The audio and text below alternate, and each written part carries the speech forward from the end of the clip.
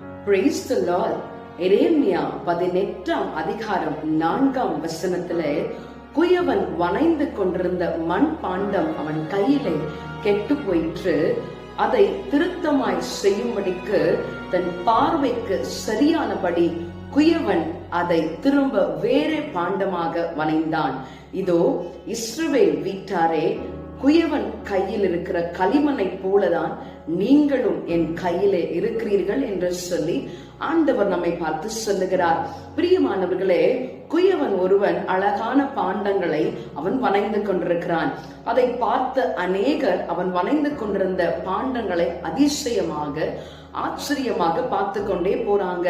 இதற்கு பக்கத்துல உட்கார்ந்து பார்த்து கொண்டிருந்த அவருடைய நண்பன் பார்த்து கேட்கிறாங்க, நீ எப்படி இவ்வளவு அழகா அந்த பாண்டங்களை செய்யற அப்படின்னு சொல்லி கேட்கும் பொழுது அதுக்கு அந்த குயவன் சொல்றாரு, நான் ரொம்ப அமைதியா பொறுமையா ரிலாக்ஸ்டா நல்ல ஓய்வெடுத்து வந்து நான் அந்த பாண்டங்களை செய்யும் போது அதை அழகான பாண்டங்களாக வனைந்து கொள்ளுகிறேன்.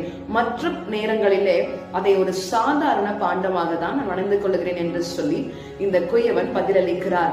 பிரியமானவர்களே, அப்படித்தான் ஒரு களிமண்ணை போல நாம் நம்முடைய ஆண்டவராகிய இயேசு கிறிஸ்து குயவனா இருக்கிறபடினாலே அவருடைய கரத்துல நம்மை விட்டு கொடுக்கும் பொழுது அவர் நம்மை அழகான ஒரு பாண்டமாக வனைந்து கொள்ளுகிற தேவனாய் இருக்கிறார்.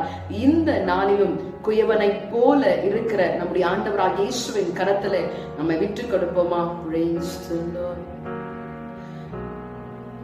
குயவனும் கையில் களிமண்ணான் எடுத்து உருவாக்கும், என் சித்தமல்ல உம் சித்தம் நாதா, தருகிறேனும் கையிலே.